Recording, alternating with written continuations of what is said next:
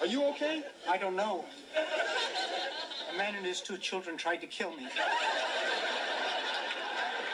After the turkeys hit the pavement, the crowd kind of scattered, but some of them tried to attack me. I had to jam myself into a phone booth. Then Mr. Carlson had the helicopter land in the middle of the parking lot. I guess he thought he could save the day by turning the rest of the turkeys loose. It's pretty strange after that. Yeah, right. No, Les, come on now, tell us the rest. I really don't know how to describe it. It was like the turkeys mounted a counterattack. It was almost as if they were organized.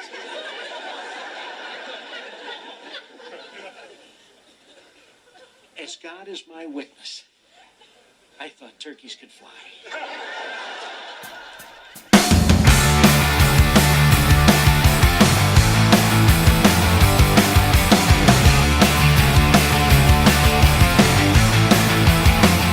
Welcome to This Week in PPL. Gobble, gobble, gobble. This is Week 11.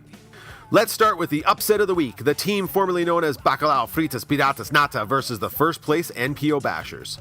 Despite a huge performance from running back David Johnson, who scored 30.5 against Minnesota, the Bashers fell by a narrow margin, largely due to the fact that wide receiver AJ Green suffered a hamstring tear in the first quarter in Buffalo, netting 0 points. For the last place Piratas, a solid showing from QB Marcus Mariota was enough to secure the 110-109.5 win, yet they remain tied for last, while the Bashers hold on to a 2-game lead for first place. Next, Screamin' Seagulls versus Sharp Street Pabmire.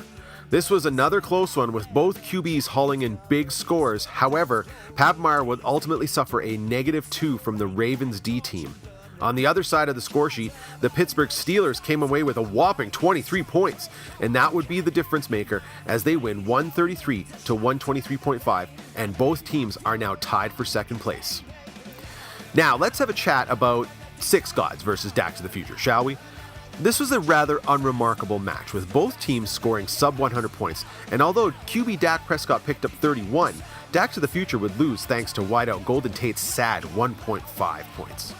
The Gods secure sole possession of fourth place with a 92-87.5 victory. Finally, the Cochrane Snake Eyes versus Buffalo Footacow. Footacow only had 2 players score more than 10 points in Week 11, and that's QB Derek Carr scoring 27 points against the Houston Texans, and running back James Stark, who scored 14.5 in Washington.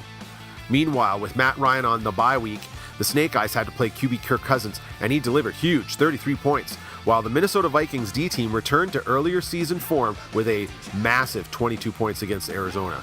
The Snake Eyes make it 2 in a row! Look at that! With a win of 112-90.